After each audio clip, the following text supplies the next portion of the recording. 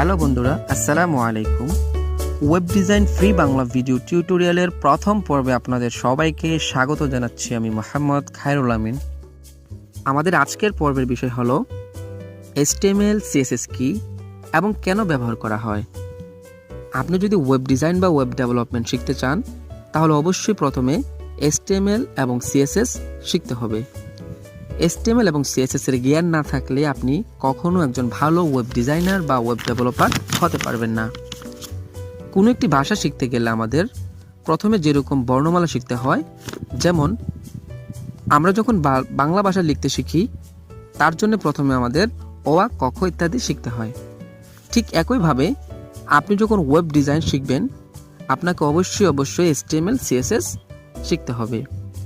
এই HTML CSS কি এবং কেন আমরা একটি ওয়েবসাইটে HTML CSS ব্যবহার করব এবং এটার গুরুত্ব কি সে সম্পর্কে আমরা আজ জানার চেষ্টা করব। তো চলুন শুরু করা যাক।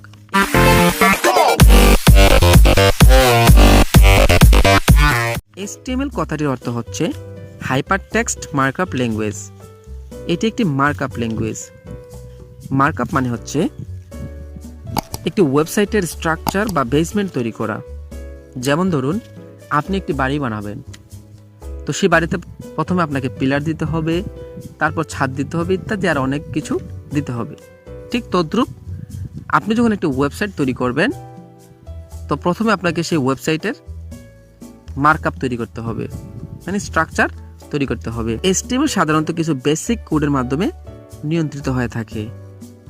সেখানে রয়েছে কিছু ট্যাগ, অ্যাট্রিবিউট ইত্যাদি বিভিন্ন বিষয় রয়েছে। ভবিষ্যতে আমরা সে সম্পর্কে জানার চেষ্টা করব।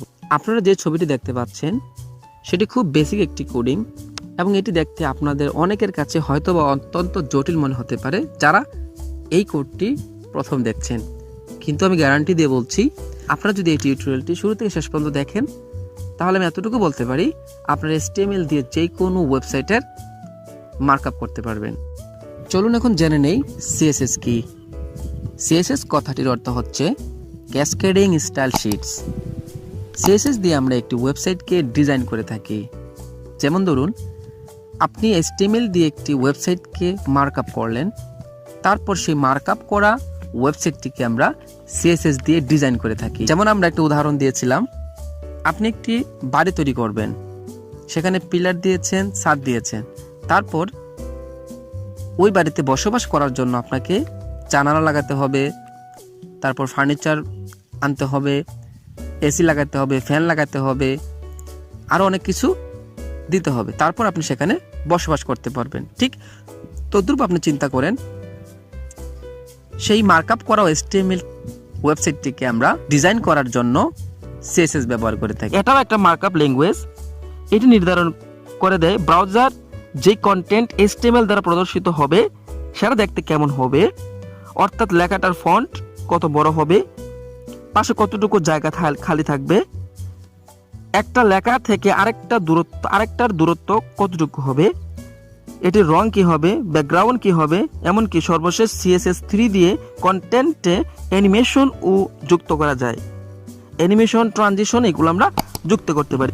আশা করছি আপনাদেরকে HTML এবং CSS এর বেসিক ধারণাটুকু আমি দিতে পেরেছি। যদি না বুঝে থাকেন কোনো সময় আমি আপনাদেরকে হাতে ধরে ধরে HTML এবং CSS শেখাবো এবং আমরা যখন HTML CSS শিখে ফেলবো তখন আমরা একটি লাইভ প্রজেক্ট হিসেবে আপনাদেরকে একটি ওয়েবসাইট তৈরি করে দেখাবো। আমি আপনাদেরকে অনেকগুলো ওয়েবসাইট তৈরি করে দেখাবো এবং আপনাদের প্র্যাকটিস করার জন্য এই ভিডিওর নিচে একটি গ্রুপে লিঙ্ক দেওয়া আছে, আপনারা ওই গ্রুপে অ্যাড হয়ে যাবেন এবং সেখানে প্রতিদিনের আপডেট পোস্ট করবেন কতটুকু শিখতে পেরেছেন। আর আপনাদের কোনো সমস্যা থাকলে অবশ্যই করতে গিয়ে কোডিং কোনো প্রবলেম থাকলে অবশ্যই সেই প্রবলেমটি নিয়েও আপনারা পোস্ট করবেন, আমি সেখানে সমাধান করার চেষ্টা করব। আর আপনাদের কাছে একটা রিকোয়েস্ট, সেটা হচ্ছে এই সম্পূর্ণ কোর্সটা আমি সম্পূর্ণ ফ্রিতে করাচ্ছি। আপনাদের কাছে রিকোয়েস্ট হচ্ছে আপনারা যারা আমার চ্যানেলে নতুন তারা অবশ্যই চ্যানেলটি সাবস্ক্রাইব করবেন এবং আমার এই টিউটোরিয়ালটি আপনাদের বন্ধুদের সাথে শেয়ার করবেন এবং অবশ্যই কমেন্ট করে জানাবেন যদি কোনো সমস্যা থাকে, আর ভালো লাগলে একটি লাইক করে দিবেন। আর আগামী ক্লাস থেকে আমরা প্র্যাকটিক্যালি HTML CSS শেখার শুরু করে দেব। আজ এই পর্যন্ত, সবাই ভালো থাকুন,